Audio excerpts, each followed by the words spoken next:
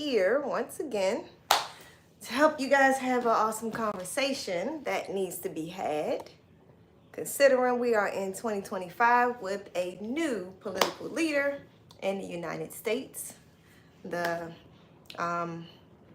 Definitely we have some things that's changing. So I felt it was only necessary for me to actually have this conversation with you guys about the changes that is a big possibility in happening, considering the fact that we have President Trump, who tends to do a lot of what he says that he's going to do, good or bad. And I just want to go ahead and pinpoint, as I'm having this conversation, that I am not a person that is speaking on my political, I guess I should say, beliefs, in a sense of I'm not a political channel. I guess that's the best way I want to put that out there. So this is an open discussion. We're going to maintain respect the entire time. That's the biggest thing I want you guys to maintain, because at the end of the day, we are all different people from different backgrounds, and we have our own opinions. And while it's okay to voice it, obviously that is one of the things that President Trump is actually fighting for, is freedom of speech. And I'm definitely one that does support that to a certain degree. However, there is certain guidelines with that, which is respect. So number one thing, always maintain respect the entire time that we're on this conversation is what I would always ask any of you guys. And for any of those who do not maintain respect, then we're going to nicely just kick you out. So please don't let us get there, okay? There's a nice way to voice your opinion, and that's what we're going to do as responsible adults. So if you have just joined this channel for the first time, you've never been here before, I want to say welcome and thank you so much for joining. I'm Mrs. Trouble, and if you don't already know, I'm a licensed firearm instructor for the DMV area, DC, Maryland, Virginia area. And because of my passion for helping others learn how to be safe with firearms and things, I thought, hey, well, this is a great idea to have a channel that's going to do that, but it's also aimed to empowering women, because that's also another thing that I have a strong passion for, is empowering women, because we have such a unique need, particularly in the gun industry, as the gun industry is something that's not usually as welcoming, or it's an up and coming thing for women to actually use firearms. So that's for a whole nother discussion. Today, we're focusing on having our community discussion about what are some of the changes that is expected to happen in 2025, or most likely to happen in 2025 as a result of having Donald Trump as our president. So starting this conversation off, please know that it's always great for you guys to put in the chat box area. So if you could just throw something in there, let me know that you guys hear me okay. Just a little sound check. Please, that would be great. So I'll make sure that I'm not speaking and you guys can't hear, as I have done before. Thank you so much, Anthony, for coming in here today, and hi to you. And thank you so much for letting me know you can hear me. My day is doing pretty good. Now that I'm here with you guys, I'm really happy that I can actually speak with you guys and have this conversation, because I'm interested to learn things from you guys, as I do have information to share with you guys as well. So thanks, Big Dad 444, for jumping in here. I appreciate that. So let's just go ahead and jump right into this. So the first thing I want you guys to be mindful of is, I'm speaking of the things that is supposed to be happening for Project 2025, or you may have heard of Agenda 47. Those are some things that I'm going to be pulling from today. And again, I'm not very political, so I'm going to do my best to give you guys some of the policies without verbatim, but just kind of more so bullet points of discussion, and so that we can discuss these things all together. Thank you so much for joining, Miss Marilyn. I appreciate that. Thank you for letting me know that you can hear. So it's one of those things where it's a big deal, some of the changes that is going to happen, or possibly going to happen. One of the major things that I notice is the concealed carry reciprocity. So if you're not already familiar with that, once you get a concealed carry permit in whatever state, you have reciprocity within so many other states, okay? So what that actually means is, for example, you might get the Virginia concealed carry state and concealed carry permit, I apologize. And that covers you in about 37 states. I may be wrong on that number because they change it periodically, but let's just say about 37 states. And unfortunately, we live, a lot of us, in the DMV area, DC, Maryland, Virginia area, and once I step over those lines of DC or Maryland, if I don't have a concealed carry permit in those states, then I'm actually not able to carry in those states. So one of the things that I know is on the agenda is to have nationwide concealed carry, meaning that each state is reciprocal to the other state. Now, do you guys agree with that, or you think that that's not a good thing? So I'm just curious what you guys' thoughts is about that. I'm going to tell you what I believe. Personally, I think it's great. I have been saying this since I've been teaching firearm instruction, that the states should be a little bit more on one page. I mean, for starters, the whole thing about us living in an area, a tri-state area, and I know there's many other tri-state areas, those borderlines right there is just so crazy, because just because I have a concealed carry in this state and I can't carry in another state, that kind of just like doesn't make things easy for my commute back and forth. I mean, there was once a time that I lived in Virginia, I worked in Maryland, and I dropped my kids off to my grandparents' house in DC. So I was going DC, Maryland, Virginia every day. So you can imagine the frustration with that if I did not have a concealed carry permit in all 3 states. So it's just those type of things that I love to make it a little easier for those type of situations. And then let's see what someone said here. So Big Dad 444 said business is good for gun people because of Trump. I would agree with that statement. You're exactly right. I was a little bit worried if the other candidate won, because then it would mean some bad things for the gun community. However, I do rely heavily on the NRA to help us continue to fight our battle, and they're the biggest ones fighting our battle on a day-to-day basis. So that would have been a little bit scary had the other party won in this situation here. James said I should be able to legally carry in all states. I agree with you about that. It is so crazy that I've had a student actually just reach out to us last week. They were saying that they have gotten a concealed carry permit in in Virginia. They got a concealed carry permit in Virginia. I might be mixing it up. It might have been Virginia and then Maryland, but whichever way. They got a permit in one state, say it's Virginia, and then they went to apply for Maryland, and then Maryland said no because of something that happened when they were a teenager. And we were like so confused, because the fact that it was when they were a teenager that they had whatever charges it was, misdemeanor, whatnot, and that state wouldn't allow them to get a permit. So it's just little things like that that becomes big things, because realistically, when you are a teenager, and generally, unless it's some serious crimes there, those things should be like forgiven and move on as an adult, is what my thought process is. However, I guess I'm wrong when it comes to that and how the state laws are. So I found that very interesting that one state said yes, the other state said no for that particular student. And I thought that was really unfortunate. So James, you said my CCW should stop at an invisible line. I agree with you about that. A visible line of the United States of America, right? So outside of that, yes, but I do believe that we should carry from one state to another. I mean, why not? It only makes sense, if you ask me. So Mad Woman 23, the issue is states won't agree on the training. Haha. Another good conversation there. When it comes to the training, for those who does not already know, certain states have certain stipulations, even in our tri-state area here alone. For example, when it comes to the concealed carry permit training for Virginia, it's no stipulation about how many hours we have to do, so forth. When it comes to Maryland and DC, they're saying, 16 hours plus range time. And we're like, oh, okay. So let's make sure we have a class that's 16 hours plus range time. So it's one of those things where each state is going to be a little bit different as to how they do it, how they govern it. And that could be a little bit better. We could be a little bit more on one accord if we want to make things easier for ourselves, right? So that's also something to see what happens. That's why the reciprocity situation, I don't know if it's going to be something that is going to be able to happen, but it is something up there for discussion and trying to be passed. So that's great.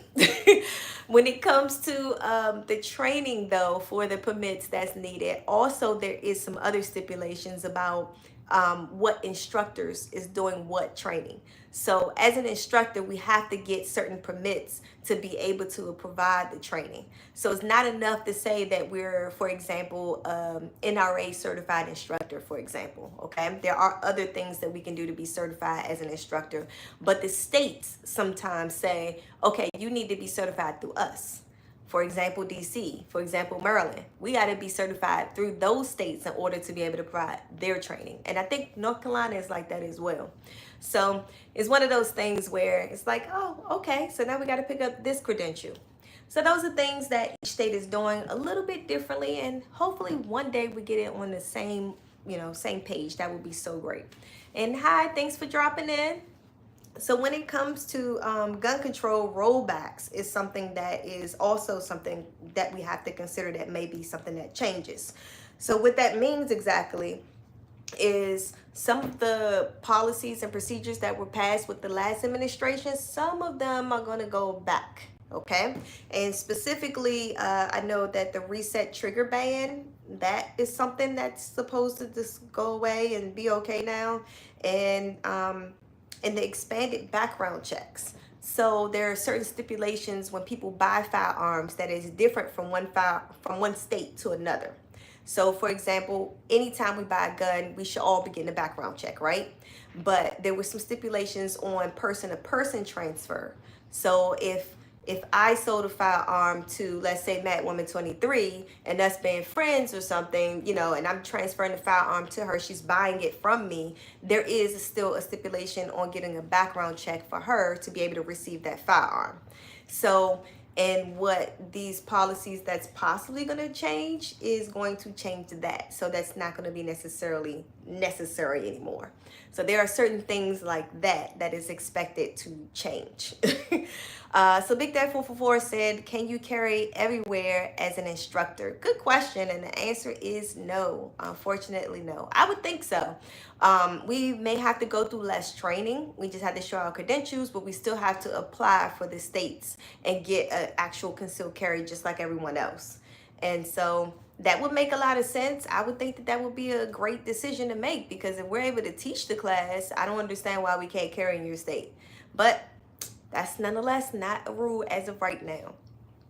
So when it comes to, and I would agree with you, Big Day 44. I would think that we will be good as instructors, but unfortunately, no. They do make it a little easier for us to apply, though. We don't have to show proof of training. We just have to show proof of our credentials as an instructor for most states to be able to get the concealed carry permit in their state. Now, when it comes to the pardons that just happened for the January 6 participants, that did just happen, and that sparked a whole nother area of safety concerns for many people. So you guys can tell me how you felt about that. I mean, honestly, at the end of the day, these people went in there, they did what they did on January 6th. You guys already know the story, and it's one of those things that, kind of stuck into my brain. Like, we're pardoning these people who really showed their butts, if you ask me. I mean, I'm pretty sure some of their grandmamas want to beat their butt now, and their mamas, because that was just not the right thing to do. Here in America, we should not be acting that way. We need to conduct ourselves a whole different way than how these people showed out. So there's so many other ways they could have voiced their concerns and, had a peaceful way of dealing with what it is they wanted to get done, whatever their agenda was. So one of those things that he has pardoned those people from those crimes. And now, what does that say to you guys? I'm just curious, what do you guys believe, how that felt to you when those people became pardoned for those type of crimes? Okay, so James, it's all about money. That's a good point. That makes a lot of sense. Maybe these people are supporters and he was obligated to do his part in the deal. Something like that. Could have been something like that. We don't know. Let's see. And then Global Glock said, okay, he told him to do it. Okay. And that's some people do perceive it that way as well. It's one of those things where it's really hard to say what's what sometimes, because we have our media out there portraying one thing, and sometimes there's the narrative really is a certain direction that they want us to see, and they may not let us see the full story all the time. So I try to do my best and not like judge, especially not right away till all the facts start coming in, because you just never really know what the real story is. I mean, honestly, there was like even a situation that just happened here in Fairfax, just like a day or two ago, where Fairfax, Virginia, for those who may not know, which is not too far away from the DMV area. So technically it is the DMV area. I apologize. But there was a situation where someone was breaking into someone's home. The homeowner called the police and said, hey, we have somebody trying to break in, and they're still trying to break in. They have the authorities on the way, of course. But in the meantime, they had to act now because this person's trying to break in. So they go ahead and grab their firearm and they actually shoot at the person who's trying to break in. Now, as things came out and understood, this was not the first house that this person hit like that particular, like in recent time. And so the whole situation was a little bit, they're not giving a lot of information just yet. I'm waiting to see what more information may come from it. But there is such thing as a castle doctrine, which is not the same in all states.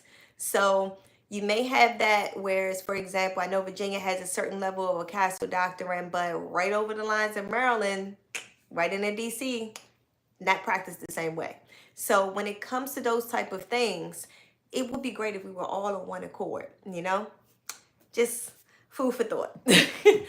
Yeah, and you're right, James. All states are very different, and it is a sad thing. I wish they would get it all together where we can be at least a little bit better on board. But that's the reason why when you do your concealed carry classes and you're going for multi-states, you have to understand the difference in the law for all these states. And even if you are traveling with the firearm and you're going to different states, you have to know the law in each of those states as you're traveling through, which is, I know, just like, it's a headache, but it is something that you have to know. And if you don't, then you'll find yourself behind jail bars, like just, mad at yourself because it's something that you could have prevented, Now, when it comes to, this is another good one. So gun lobby influence, such as groups like the NRA, for example, National Rifle Association, they have supported Trump through his reign last time and his his run as president. And there's other groups as well that may be a little smaller. And so with those groups having the support of Trump and vice versa, this is probably the reason why this type of agenda is being pushed. So it does play a good part in our perspective, being gun owners, which is a great thing for us. But then you have so many others, and I don't know if any of you guys on here are against some of these changes that are happening. And so that's just one of those things. That's how America operates. We have some people on this side, some people on that side, and some people in the middle even. And it's one of those things where we got to work through it. We got to navigate through these different challenges, and that is the biggest thing. So with these type of political agendas being pushed, we can see some things that is directly being, I don't want to say attacked, but being approached, okay?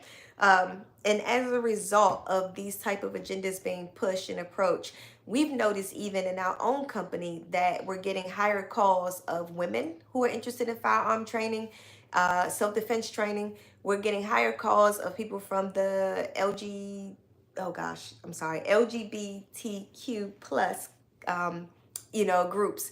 And so these groups here is just a matter of us getting the information out to them to let them know that they have the right to defend themselves and things like that. They're feeling the need of finding other sources to defend themselves because they're starting to feel a little bit unsafe given the direction that all these things are going. So when it comes to this, it's so important for us to educate ourselves and know what the law is, and then also know how to act to defend ourselves. So luckily, for example, that household that had the break-in in Fairfax, that they, acted well, where they called the police first, got the authorities on the way, and then they acted because seconds count.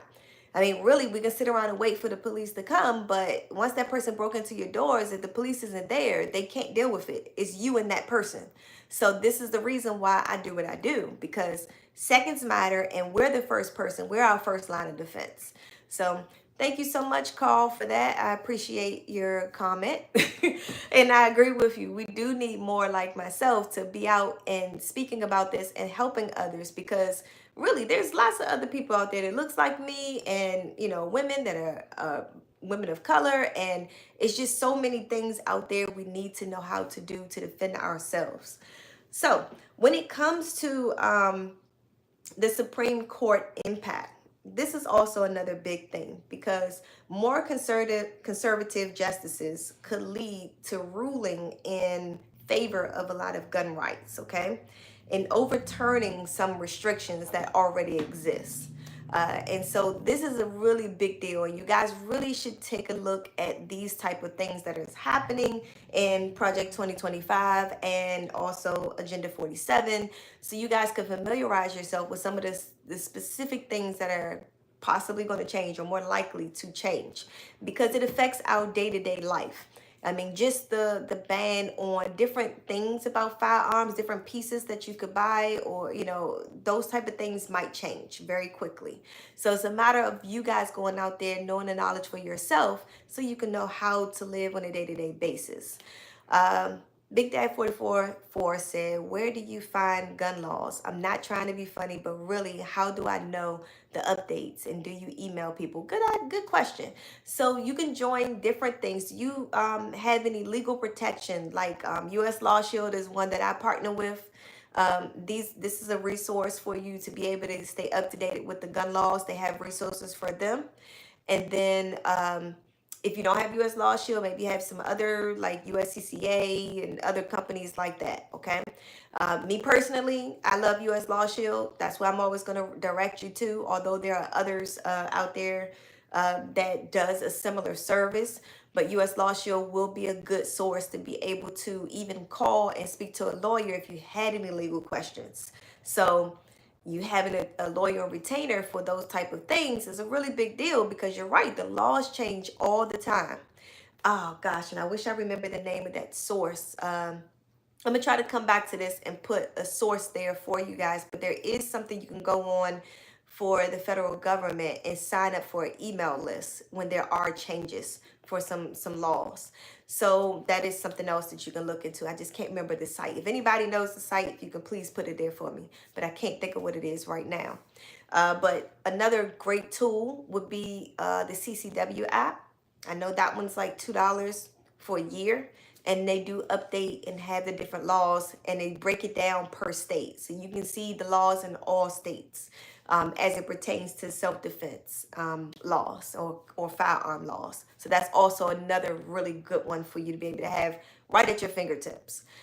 Let's see, in the source for firearm updates, that's what I was just telling you guys, and CCW does update their laws as they change. So the only thing is, it doesn't tell you exactly what laws change, but yeah. And then you can always visit the state's website.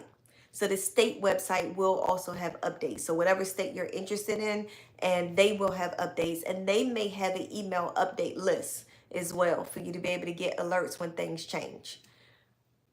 All right, so, and I agree with you. We do need an app for everything in one place. I'm going to do some research for that for you guys, and I try to get that back to you, honestly, because I know the CCW app does do that, but it doesn't pinpoint exactly what laws do change at the time that it tells you it did an update.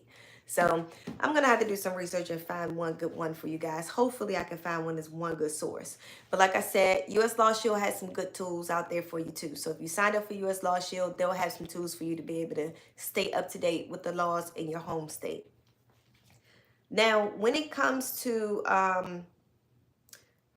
supportive armed self-defense policies, promoting self-defense training and firearm ownership, these things, when it comes to these policies, this one was probably the most interesting one that I had seen, okay? There is proposal for Trump to actually provide incentives for different places, different places of employment, such as schools, to actually promote that, for example, teachers would be armed at school, or that there would be retired military or police that would actually come and be armed at the school as a source of security, in the event of an active shooter, of course. Okay, so this was one of the conversations that I have already talked about on my channel, and if you guys haven't seen it, please check it out. But I did speak to a security manager at a DC school.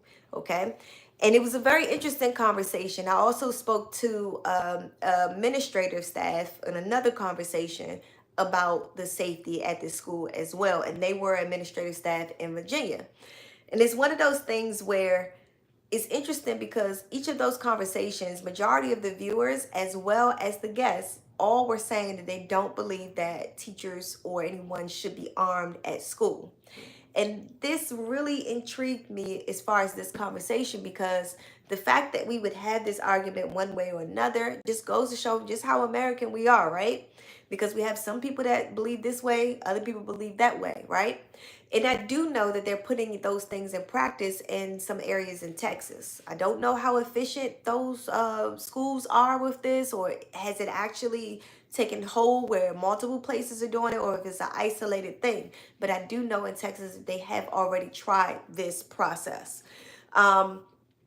Interesting, I had a conversation with my 13-year-old daughter, and she expressed to me how much of a disaster she thinks that that would be. She doesn't believe that that's a good idea. She said that's just going to be like, oh, one day we're just going to be at school, and then, oh my gosh, little Johnny got the gun from Mrs. Fletcher. I don't know. So, in her mind, she's like, I can see that being a disaster, because that's all that needs for that. Or maybe this is one day that the teacher was just having a mental health breakdown and they pull the gun out on the student. Or the most likely case is the teacher is developing relationships with these students day in and day out. Can you imagine, as a teacher, developing a relationship with your students, and then your student is the one that is the aggressor and you have to pull out a firearm on them? I can't even imagine the mental space you would have to be in as an educator. That's like a parent pulling out a gun on their child. Like, it just doesn't seem like something that's even capable to even do. And the fact that she came up with this conversation, I was like, I'm gonna have to share this one, because I thought that was a really interesting perspective coming from the mouth of a teenager. I mean, realistically, if she can rightfully say this in her opinion, that just goes to show you how much these kids understand and see and know. And for us parents, it brings me to my next point to say, please include your children in knowing about firearm safety and awareness. If she can have an educated conversation with me about what her views are in this very political adult conversation, she can very well understand the ins and out about firearm safety, and when not to touch a gun, and don't post pictures of herself on social media holding firearms and things like that. So these are conversations that you guys definitely have to go and have conversations like that at home, especially with your youth, because they are our future, and they won't have a future if they're making decisions that's just so terrible about firearms, right? Because either they're going to end up in jail or they're going to end up unalive.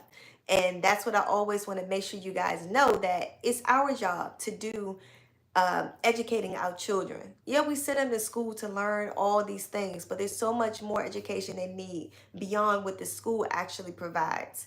And I just can't even imagine, as much as I'm a gun owner and I'm a gun rights, activist for this, I don't know if I agree either with having teachers be armed, just because of that social interaction right there. That's a lot of responsibility.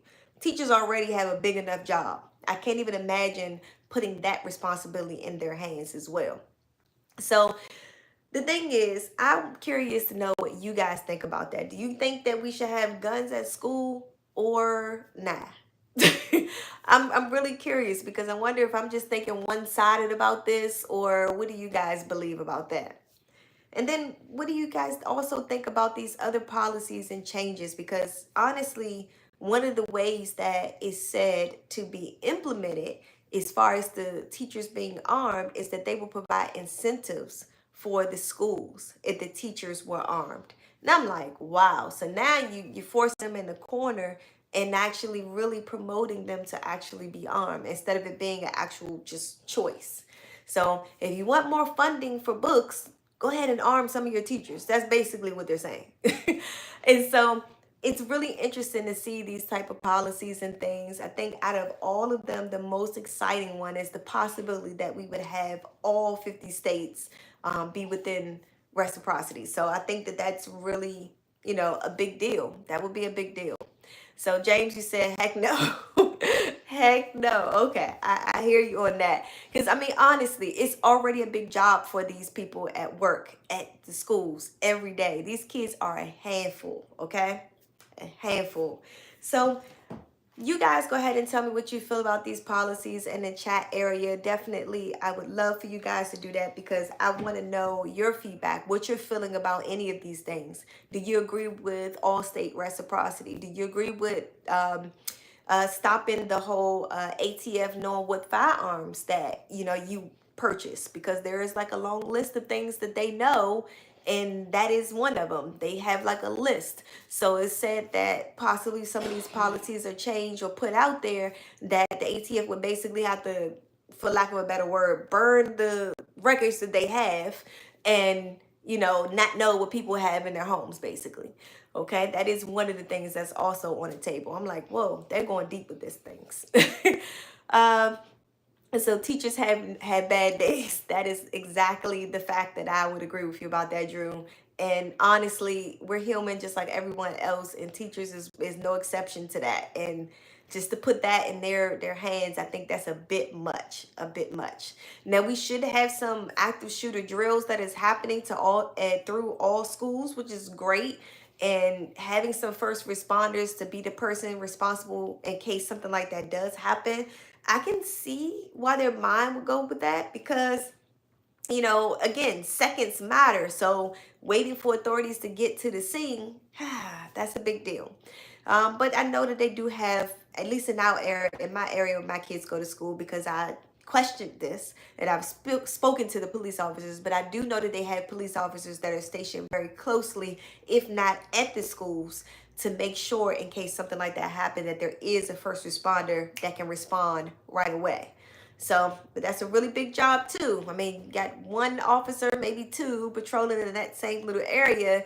Yeah, might need to be a little bit more than that. But that's kind of a lot of manpower, and it costs a lot of money to be able to do something like that when you have everyday, crime out there that's happening where active shooters is, here and there. So hopefully we can go into a future where it's not so many active shooters at school and we won't need these type of policies. That's what the goal is. Hopefully enough people are out there educating their kids in their home, and we won't have kids going out to schools and trying to unalive their peers and whoever else.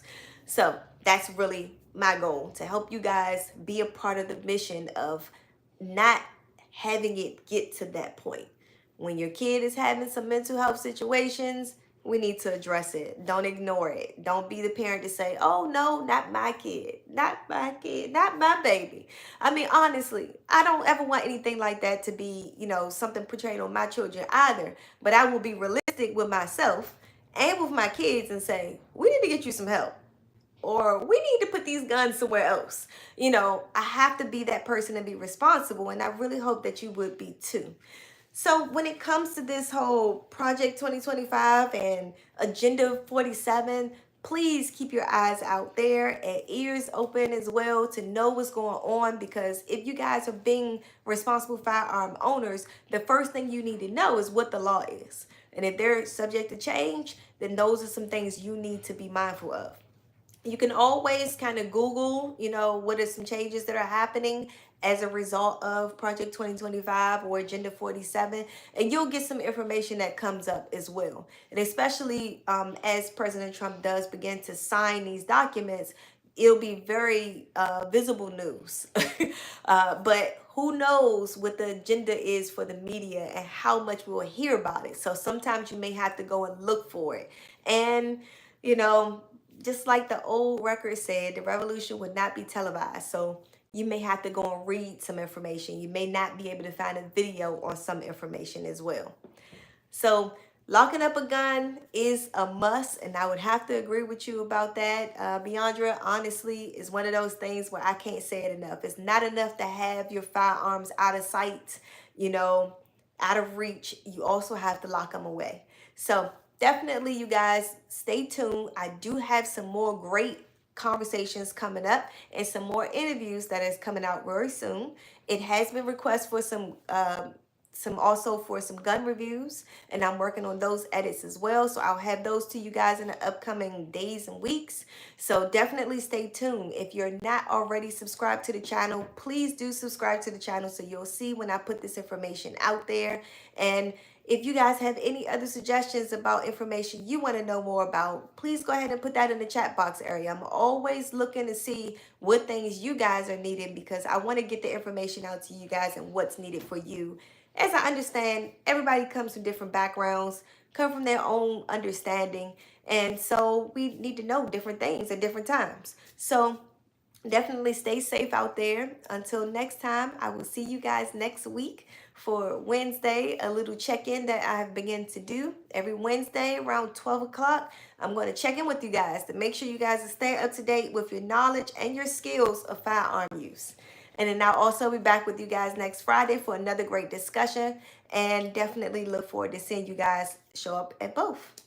So see you guys next time. Have a good night.